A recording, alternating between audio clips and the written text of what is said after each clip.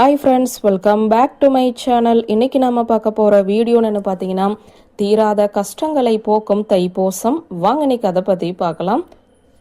தைப்பூசம் என்பது சிவபெருமான், பார்வதி மற்றும் முருகப்பெருமானுக்கு உகந்த நாளாக கருதப்படுகிறது என்றாலும், அதிகப்படியான அனைத்து விதமான முருகன் ஆலயங்களிலுமே தைப்பூச திருவிழா போல நாம் கொண்டாடுகிறோம். தமிழ் கடவுளாம் முருகப்பெருமானுக்கு உகந்த தைப்பூச நாளன்று பலரும் விரதம் இருந்து வழிபாடு செய்யும் வழக்கத்தை வைத்திருப்பார்கள். அதோடு தங்களுடைய பிரச்சனைக்கு ஏற்றவாறு எந்த பொருளை வாங்கி முருகன் ஆலயத்திற்கு தந்தால் அந்த பிரச்சனை தீரும் என்றுதான் இந்த வீடியோவில் நாம் பார்க்க போகிறோம். இன்று செவ்வாய்க்கிழமையோடு சேர்ந்து தைப்பூச நட்சத்திரமும் பௌர்ணமி திதியும் சேர்ந்து வரக்கூடிய நாளைத்தான் நாம் தைப்பூசம் என்று சொல்லி கொண்டாடுகிறோம். தைப்பூச நாளன்று முருகப்பெருமானின் அனைத்து ஆலயங்களிலுமே பக்தர்கள் தங்களுடைய வேண்டுதலையும் நேர்த்தி கடனையும் செலுத்தி முருகப்பெருமானை வழிபாடு செய்வார்கள். ஒவ்வொருவருக்குமே ஒவ்வொரு விதமான வேண்டுதல்கள் என்பது இருக்கும். அவர்கள் வாழ்க்கையில் இருக்கக்கூடிய கஷ்டங்கள் தீருவதற்காகவும் வழிபாடு செய்வார்கள். இப்படி வழிபாடு செய்வதோடு எந்தெந்த பொருட்களை முருகப்பெருமானுக்கு வாங்கி தர வேண்டும் என்றுதான் பார்க்க போகிறோம்.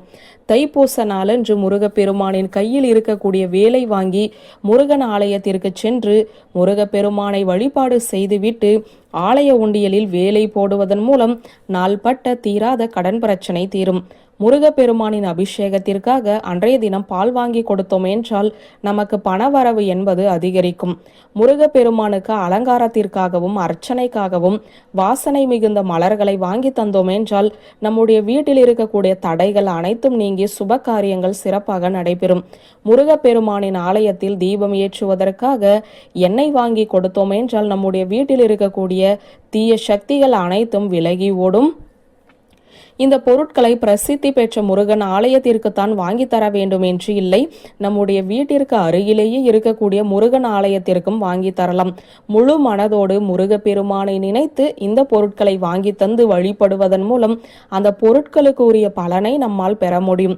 இதோடு அன்றைய தினம் ஆலயத்திற்கு வரக்கூடிய முருக பக்தர்களுக்கு அன்னதானம் வழங்குவது என்பது கோடி புண்ணியத்தை தரும்.